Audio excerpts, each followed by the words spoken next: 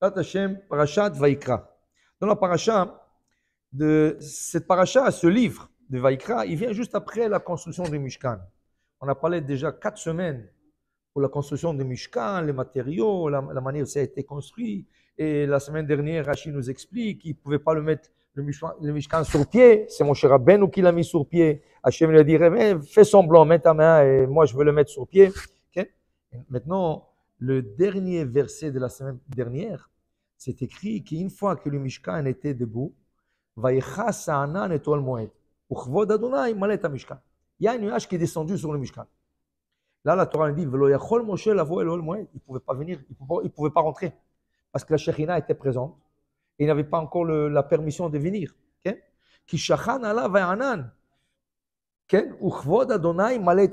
Mishkan était plein de la présence divine. La présence divine, ça veut dire c'est la représentation d'Akadosh Baruch Hu dans ce monde.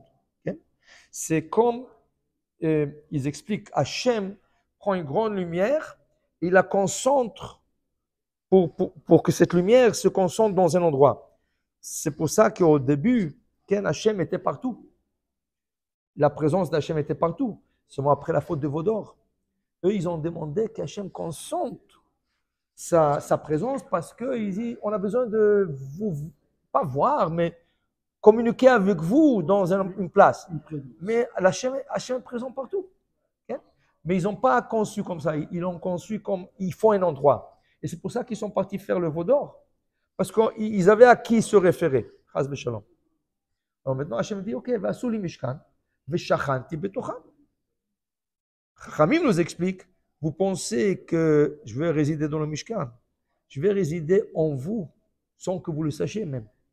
Ce n'est pas écrit v'shachanti betocho, betocham, en vous. Okay? Mais, ok, vous voulez une place, voilà.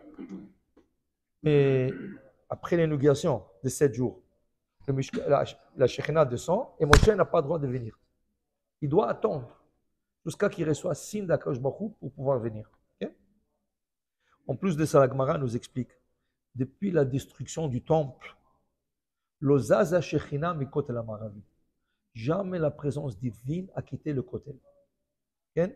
Ce mur qui nous est resté, c'est quoi le kotel? Le kotel, c'est le mur extérieur du Beth Amikdash. Le Beth Amikdash était à l'intérieur. Okay? Et le mur du Beth Amikdash, okay, qui était de 4 côtés, il nous restait rien que le mur de l'ouest, côté la Ma'aravi. C'est là-bas où ils ont construit la mosquée. Oui, la mosquée, c'est à l'intérieur. C'est à l'intérieur. Mais le mur que nous avons, c'est la muraille. Okay? L'Ozaza Shechina me côté la Ma'aravi. À cause beaucoup concentre la Shechina côté la Ma'aravi. Et c'est écrit que la Shechina, toujours, elle bouge dans le côté. C'est des grands tzadikim qui savent exactement où ils se trouvent. Si tu sais où la Shekhinah se trouve, ou si tu es chanceux de prier ce jour-là, quand tu vas au côté, dans l'endroit où la Shekhinah se trouve, ta prière est tout de suite acceptée. Il y a 60 ans, il y avait en Israël, à Yafo, la ville de Yafo, il y avait un grand kabbaliste. On l'appelait Rabbi Moshe Voltor. C'était un kabbaliste nistar, caché. Il faisait partie d'un groupe de kabbalistes cachés à Yafo, Tel Aviv. Ils sont partis d'Afka dans ces villes où il y a plus de Toum'a, mais ils sont cachés là-bas. Et de temps en temps, ils venaient au côté. Quand on venait lui annoncer, vous savez, il y a quelqu'un qui est très gravement malade, est-ce que vous pouvez prier avec lui? Tout de suite, il ramassait des élèves. Il allait au côté. Chaque fois, il allait dans un endroit différent. Il faisait sa prière, pas plus que 5 minutes. Il faisait, il leur a dit, ça y est, il a guéri. Et la personne guérissait. Il dit, 2 questions. D'abord, pourquoi vous choisissez chaque fois un différent endroit? Et comment savez-vous qu'il guérit? Il ne voulait pas répondre. C'est rien qu'après, quand ils ont trouvé que c'était un grand kabbaliste, ses élèves savaient, mais ils ont dit que lui, il savait exactement chaque fois où se trouve la Shekhinah. Alors, il regardait et il allait là où se trouve la Shekhinah et la personne guérissait sur place. Aujourd'hui, j'ai entendu ça d'un grand rave qui donne le Daf Yomi au Kotel à minuit. Un jour, mon frère me dit, tu sais, j'étais à Jérusalem, il me dit, il faut que tu viennes un jour ce soir. Je dis, ok. À quelle heure? Il dit, à minuit. Il dit, à minuit. C'est bien, mais demain, on a Vatican à 4h30. Mais il faut que tu viennes. C'est une expérience. En Israël, c'est une expérience. Il dit, ok. Alors, le Rav David, j'ai oublié son dernier nom. Non, non, pas David. Non, c'est pas le Ravades. Le Ravades, c'est pour le. Mais ce Rav, il donne le jour d'Afayomi à minuit, de minuit à 1h. Moi, je pensais qu'il y aura.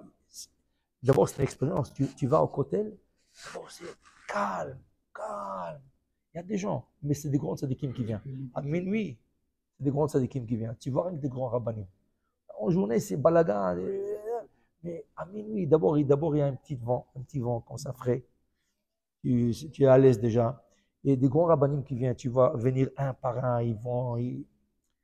Alors, j'ai vu une table là-bas, il y avait comme 50 personnes, et je vois le rabbin arriver. Je regarde le rabbin, je dis, oh, je connais ce rabbin. Je dis, il paraît, c'était mon mashgiach à la yeshiva. Quand j'étudiais à Jérusalem, c'était mon mashgiach. Je lui dis rien que ça à la fin du cours. Alors, lui il posait des questions, il a dit, chaque question, 50 shekels. J'ai répondu des questions, j'ai reçu 100 shekels. Je lui ai dit, non, je suis pas là pour répondre des questions. Je lui ai dit, j'aimerais, parce que eux, après, ils ramassaient un peu de fonds. Qui sait qui, pour chaque jour, acheter un peu de rogalach, acheter des biscuits, des boissons. Je lui ai dit, prenez le 100 shekels et pour demain, acheter le rogalach et tout ce qu'il faut. Mais Kitsour nous a, dans le cours, je ne sais pas comment la discussion, c'était un cours qui parlait de Masechet Avodah Zara.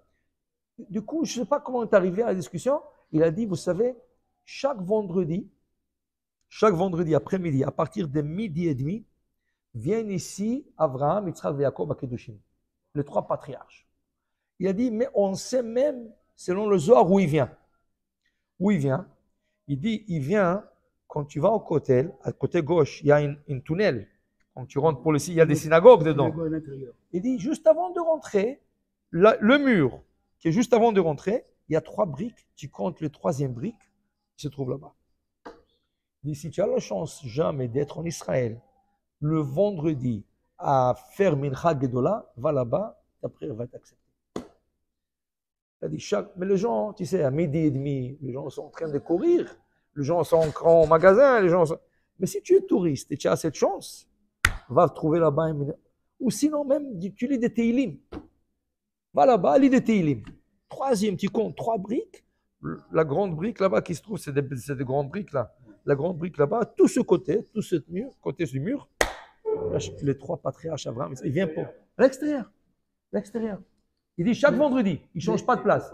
Hein? Je ne sais pas. Il y a quelque chose de spécial là-bas. Parce qu'il y a un endroit dans le tunnel où on arrive, on dit que c'est, on dit chou, ouais. De l'autre côté, c'est déjà même tu peux aller en bas. En bas. Tu peux aller en bas, il te met juste.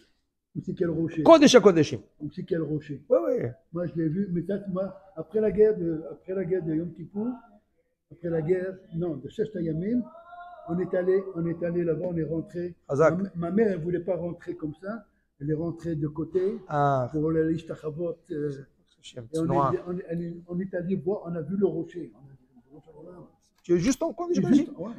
Là où le Kohen Gadol. Oui, parce que tu es à l'extérieur. Mais tu es juste dans l'endroit où le Kohen Gadol seul pouvait rentrer une fois par année. Tu es à l'extérieur. Incroyable. C'est en bas en bas. Mais Kitsour Adevarim, ici, qu'est-ce qui se passe dans la paracha?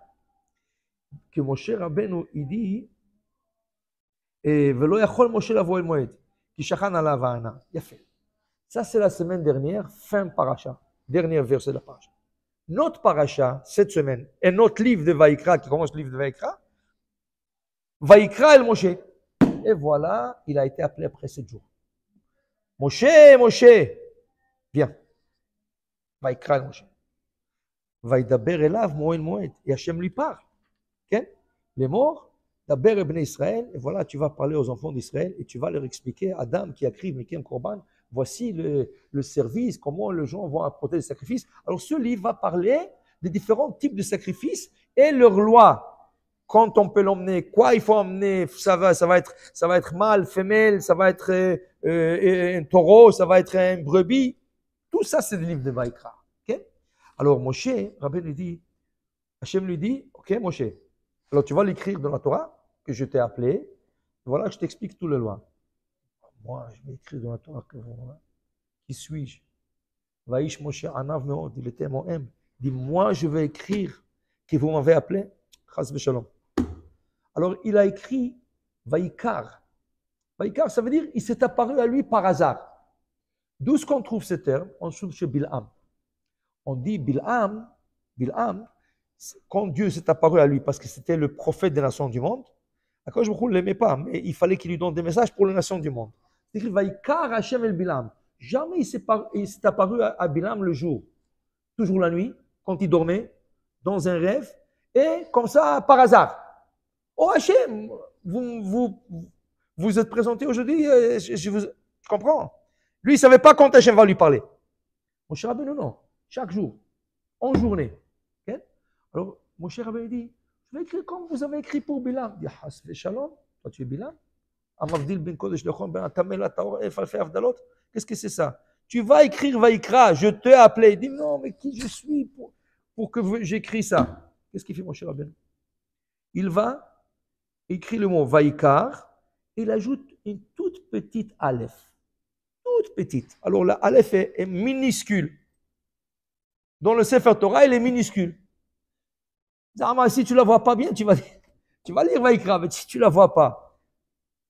Maintenant, Hachem, le Midrash, il dit, Hachem, c'est lui qui dictait la Torah, Moshe Rabbeinu. Il dictait la Torah. Maintenant, qu'est-ce qu'il lui a donné? Il lui a donné un petit contenant plein d'encre avec une plume. Moshe Rabbeinu, il avait des scrolls, okay? Et il écrivait. Maintenant, Hachem, quand il te donne de l'encre pour écrire la Torah, il te donne jusqu'à la dernière goutte. Ça veut dire qu'il n'y aura même pas une goutte ou une demi-goutte de plus. Il te donne ça juste assez. Ça veut dire que tu vas écrire le dernier mot, les Ene Kol Israël, tu n'as plus d'encre. Alors, Moshe Rabbeinu, comme ici, il a changé. Hachem lui dit, écris que je t'ai appelé. Il dit, non, je ne veux pas. Alors, je vais faire compromis. Il a écrit la moitié. Qu'est-ce qui est arrivé? Il lui restait une goutte.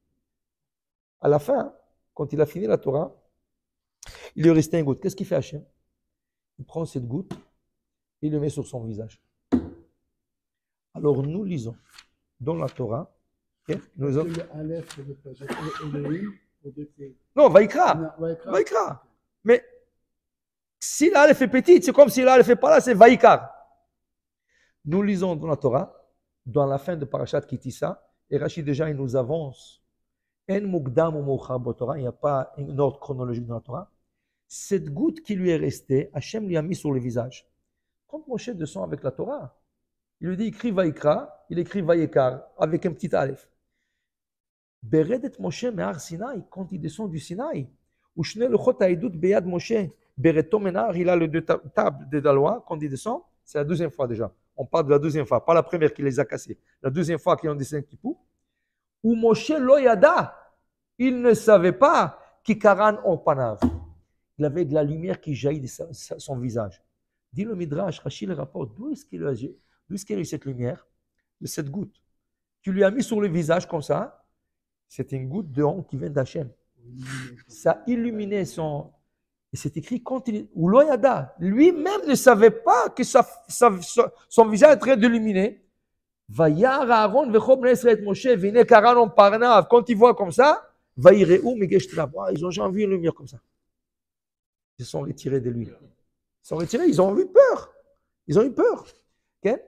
Vaikra alei Moshe, qu'est-ce qui se passe? Allô, qu'est-ce qu'il y a? Je vous fais tellement peur, qu'est-ce qu'il y a? Il dit non, regarde la lumière qui jaillit de toi. Il ne savait pas. Tout de suite, il a pris un masque et il l'a mis sur lui-même pour se cacher le visage. C'est rien que la Torah dit, rien qu'après, Achakach Nikshu b'nei Israël, Vaïtzavem, quand il leur, ou bebo bnei Moshe lifnei Adonai daber ito yasir et hamasve, quand il fallait parler à Dieu, il enlevait le masque. Quand il parlait à eux, rien que pour la Torah, il l'enlevait, mais tout de suite, il le remettait. Okay? Ça, c'était son mérite d'avoir une anava, une modestie, être tellement humble, okay? Pour que, maintenant, dans la paracha, okay, c'est écrit, voilà, vous emmènerez ce sacrifice, oh là, vous emmenez ce sacrifice. Et là, dans la paracha aujourd'hui, Asher Nasi Yecheta. Qu'est-ce qui arrive? Ce n'est pas une personne normale qui a fauté, ce n'est pas quelqu'un qui a profané le Shabbat par erreur. Vous savez, le sacrifice, c'est rien que pour une faute par erreur. Si tu as fait une faute volontaire, il n'y a pas de sacrifice. Si tu savais que l'on kosher, c'est assourd de manger, et tu l'as mangé, il n'y a pas de sacrifice. Si tu savais que ce Shabbat et tu as allumé la lumière, il n'y a pas de sacrifice. Tu fais tchouva, mais on ne te donne pas la chance d'emmener le sacrifice. Tu fais tchouva. Et la tchouva est acceptée. Mais tu n'as pas ce... Maintenant, qu'est-ce qui fait le sacrifice, dit le Ramban, le Nachmani? Le sacrifice, il te rapproche davantage à Dieu. Ça s'appelle Korban, Milachon Karov. Tu deviens plus proche. Quand tu fais tchouva, ça va te prendre un peu plus de temps de t'approcher à Dieu. Tandis qu'avec le Korban, tu es déjà à moitié chemin. Avec son corps, parce que tu l'as fait exprès. Tu l'as fait méditer, tu savais que tu es en train de faire. Mais c'est lui qui ne savait pas, ou par erreur, il a allumé la lumière Shabbat, ou par erreur, il a mangé ce sandwich, et quelqu'un dit, oh, pourquoi tu as mangé ce non kosher? Ah, je ne savais pas. La Torah te donne la chance. Maintenant, qu'est-ce qui arrive si ce n'est pas une personne régulière qui a fauté? Nassi, le prince d'Israël, il a fauté. La plus grande personne. Okay? Ça parle de la plus grande personne, ça parle du Kohen Gadol, la paracha aujourd'hui. Asher Nassi Yecheta, si c'est le prince qui a fauté, il a fait une erreur en faisant une action qui ne devrait pas être faite, mais c'était par erreur, et il a fauté, alors dans ce cas, Yavi Korbanos Seir Izim, il emmènera une chèvre, Zachar, un mâle, Tamim, qui est pur et innocent, et voilà tout le protocole, tout ce qu'il doit faire. Vient la Gemara. Pourquoi on dit Asher Nassi Yecheta? Qu'est-ce que c'est Asher en hébreu? Asher, c'est que. Même en français, tu ne commences pas le mot que. Okay? Ça ne marche pas. Alors il fallait dire plutôt Nassi qui Yecheta. Quand un prince faute. Ou quand... Mais pourquoi tu commences Asher? Non, le Asher ici représente un autre mot. Ashré, heureux, le Nassi, le prince qui a fauté et qui admet sa faute. Parce que maintenant qu'il a fauté par erreur, qu'est-ce qu'il peut faire? Oh, écoutez, c'était par erreur, je n'ai pas fait attention. Il peut la mettre sur le tapis, tu comprends? Il peut refaire encore la même faute. Je l'ai. Alors, heureux cette génération, que le prince, c'est-à-dire le chef de la génération a fauté, il vient pour justement se faire expier. Alors, il vient pour admettre. Alors, qu'est-ce qu'il faut qu'il fasse? Voilà tout. Pour te dire, des fois, il y a des personnes qui ont du mal de dire « j'ai fauté, j'ai tort, j'aurais dû pas le faire, j'aurais dû pas le dire ». Il y a des gens qui ont... Ils ont... Gava, c'est ça, c'est l'orgueil. L'orgueil. Okay? Alors, l'orgueil, ça représente pour le mot « ani ». C'est moi. Okay? Ani. Il y a une fois le Rav Tzemach Tzedek. Tzemach Tzedek, il était encore jeune. Il est venu voir son Rav. Ils sont Rav. Il a enseigné ou oui. Son grand-père? Son grand-père. Alter. Alors, il est venu vers et il a tapé sur la porte. Alors, le Alter Rebbe lui dit, qui c'est? Il dit, c'est moi. Il n'a pas ouvert la porte. Alors lui, il attend 2 minutes. Il tape encore. Qui c'est? C'est moi. Il n'a pas ouvert la porte. Il tape une 3e fois. Qui c'est? Zalman. Ah, Zalmi. Viens, Zalmi, viens. Viens, rentre. Comment ça va? Il commençait à lui parler, tout ça. Il dit, écoute, Zalman, j'ai quelque chose, je dois aller dans une Brit Mila, mais je ne peux pas aller. Est-ce que tu peux me représenter? Il dit, bien sûr, grand-père, bien sûr. Il dit, où c'est la Brit Mila? Il lui a donné une ville. Voilà, c'est telle et telle ville. C'est une journée de voyage, mais dis-leur, je m'excuse, je suis occupé, la communauté, tout ça. Tu me représentes et ils vont être contents au moins qu'il y ait une représentation. Et c'est, il va là-bas. Il va là-bas, il s'assoit dans la table, il a dû manger et tout ça, et le balabait, le papa, le parent, était riche. Alors il y avait tout un setting, il y avait toutes des assiettes, il y avait même des fourchettes en argent, tout ça. Au milieu du repas, ils sont en train de manger. Il y a de la cuisine, il y a quelqu'un. Hé, il manque une fourchette en argent, quelqu'un l'a volé, il manque une fourchette d'argent. Alors tout de suite, ils ont mis un gardien à la porte et le waiter, le serveur, il dit, je crois que c'est ce nouveau rabbin, on ne l'a jamais vu ici dans la ville. C'est ce nouveau rabbin qui a dû le voler. Alors le non, c'est pas moi. Alors le balabait, il dit, ah, c'est honteux là. Il dit, écoutez, vous pensez, il y a un doute sur moi, que moi je vais prendre. Pourquoi je représente le rabbi? Il dit oui. Il dit, vous savez quoi? Le fait qu'il a dit que c'est moi, cherchez chez lui d'abord. Vous avez raison, c'était un goy. Il lui a regardé dans la poche, c'était lui. Il voulait détourner l'attention de lui, comme ça il peut la voler. Parce que c'est de l'argent, il peut la fondre, il peut la vendre. On s'est excusé, ils se sont excusés, ils ont terminé, et le lendemain il retourne, le grand-père dit, alors, Salmi, qu'est-ce... Il dit, ah, quelle honte, papa, grand-père, quelle honte. Qu'est-ce qui t'est arrivé? Il dit, moi, il voulait dire que moi je volais une fourchette, tout me regardait, je suis devenu rouge, et je leur ai dit, c'est pas moi, c'est pas moi. Ah oui, et tu sais pourquoi c'est arrivé? Non. Hier, quand tu as tapé à la porte, tu te dis, qui c'est? Tu dis, c'est moi. Après, tu as continué à taper. Tu dis, qui c'est? C'est moi. Le seul au monde qui peut dire c'est moi, c'est Akadosh Baruch Hu. Comme on dit dans la Haggadah de Pesach, Ani hu, Ani Adonai velo acher. Le seul qui dit Ani, Ani, c'est Hachem. Tu n'as pas de dire moi. Moi, c'est l'orgueil. Pour que tu te corriges, il fallait que je t'envoie là-bas pour que tu passes une circonstance, une situation, pour que tu répares ça. Il faut que tu dises 2 fois, c'est pas moi, c'est pas moi. Oui, mais dans la vie de tous les jours, il y a beaucoup de choses, il y a beaucoup de fois quand on te demande quelque chose, tu dis oui, c'est moi qui ai fait ça. Voilà, c'est l'orgueil. Non, c'est pas l'orgueil. Ouais. Tu dis pas c'est moi qui ai fait ça.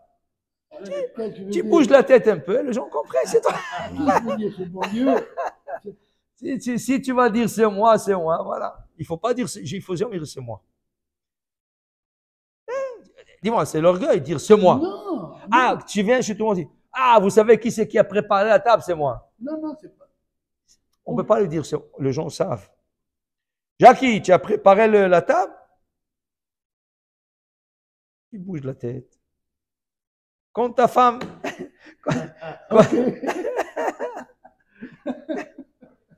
Sa femme lui a demandé. L'idée est, il y a des manières de le dire. Ça veut dire, il ne faut pas que ça s'entend comme un orgueil. Tu peux dire 2 fois, c'est moi. Okay? Qui est le troisième? Tu lèves la main. Pas besoin de dire c'est moi. Tu lèves la main. Qui a arrangé la table? Tu as besoin de parler des fois. Okay? Mais des fois, les gens le disent, ah, c'est moi, comme Zahama, tu comprends? Non, je ne parle pas de quelqu'un qui veut se vanter, qui veut se, voilà, veut se montrer devant un moi. Moi, je parle d'une conversation entre collègues de bureau. On te demande, oui, c'est moi qui ai fait ça, c'est moi qui ai bougé ça, c'est moi qui ai fait ce changement. Ce n'est pas quelque chose que, intentionnellement, je voulais me vanter. Voilà, alors ça dépend, voilà, c'est bien, ça dépend aussi de la situation, voilà, des circonstances. Mais il faut essayer de ne pas dire le mot « c'est moi ». Ani hu, ani velo acher. C'est Hachem seul, et pas un autre. Okay? Alors pour te dire, Asher nasi echeta, si le prince a fauté, et il vient pour admettre, et pour dire « ah, je m'excuse, oui, j'ai fauté okay? ». Alors il a enlevé le ani. Moi, il a déjà mis en bas. Il a déjà baissé, et il vient okay? Pour justement dans le nasi. Nasi, il y a le mot ani, avec un shin en plus. Okay? Un shin en plus. Okay? Alors, il a séparé les lettres ani avec un shin. Il y a nun, il faut alef yud. Alef yud à la fin, et le shin, il sépare le ani. Si tu sépares le ani, tu es un prince. Tu es nasi.